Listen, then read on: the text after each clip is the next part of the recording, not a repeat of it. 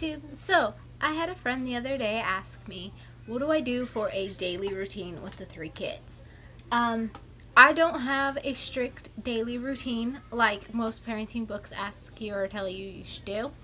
Part of this reason is because when Troy was born, I did try it, but if I had to err off of the track of the daily routine, it caused meltdowns in our house, and I did not like having a meltdown because we had to go to a dentist appointment or doctor's appointment. So instead of doing a strict daily routine, I kind of do a key points daily routine. That way the kids feel that they have some structure, but we can still veer off of it and not have meltdowns. So what I mean by key points is like the morning breakfast routine before school, like lunch routine, and bedtime. I kind of keep those structured and set. That way they kind of have control over something, but we can still negotiate with everything else.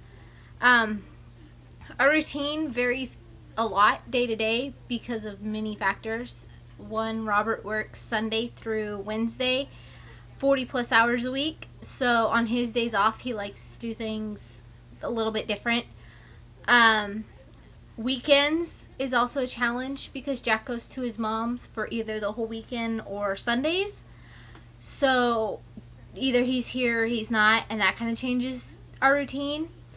Jack started full day of school now because he's in first grade. So that kind of changes on what we do. And he's also starting soccer next week, so that changes that a little bit too. Haven't heard what our schedule quite yet is, but I know that will be changing our daily routine. So my key points for the daily routine in the morning is that the boys will get up at about 7 o'clock.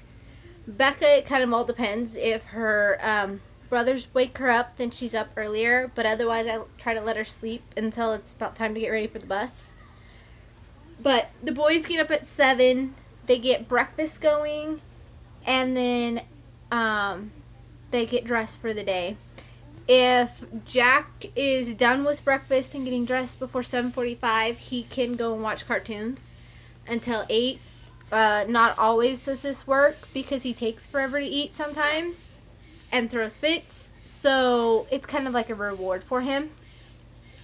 At about 8, I have them go brush their teeth for the morning and get shoes on, and if we need coats for the day. And I also have Jack go find a snack for school. And then we load up all the kids, get Becca in the stroller, and make sure Troy's ready and Jack has his backpack with snack and stuff, and we head out to the bus because it's down the street by my grandma's. So I have to take all 3 kids down there. The bus comes about 8:20, 8:30. Jack gets on the bus and goes to school. And then Troy will come home and play and whatnot. Becca has a set routine. She naps between 10:30 to about noon. And that's when I like to try to do like folding clothes, laundry, things like that. And then we have lunch about noon when she wakes up. And then she sleeps again at about 2 till 3. So that's when I like to do something with Troy. That way Troy doesn't feel like he's left out. At about 3:45, I get the kids ready again, and we go to the bus stop to pick Jack up from school. And then come home or go to the park and play, depending on the weather and what else we have going on. And then we have dinner right around 5. Like that, it kind of changes depending on if Robert's home or not. And once soccer starts, who knows what time that practice will be, so that might change our dinner. Then the kids can play and whatnot until about 7:30. She usually falls asleep between 7:30, which makes for the perfect time frame for me to get the kids ready for bed without her screaming and fighting me. So we usually at about 7:30 the kids will go take a bath, or the boys, because she's sleeping. But the boys will go take a bath. They'll get their pajamas on, brush their teeth. We'll read a bedtime story. And that usually takes until about 8:30, which is when Robert shows up from work. And so then he will give loves and ask how the day's been. And after all that, go tuck him into bed. Troy, getting him to bed at about 8:30 is kind of a hit and miss. It all depends on how tired he is. We try our hardest to get him to bed because then we're not trying to fight him to go to bed at 10:30 with us and him falling asleep in our bed. Our bed is not meant for kids. Becca usually, she wakes up about 8:30 when Robert gets home. Yeah. She wants to spend some time with Daddy. And then she wants to eat for the night, her last bottle. And then she'll go to bed and sleep until about 4 in the morning, which is nice because then I get a block of sleep. We also try to do, me and Robert try to have a little bit of like our time, individual time, after the kids go to bed. So usually that means for him, he'll sit there and play Modern Warfare for a little while.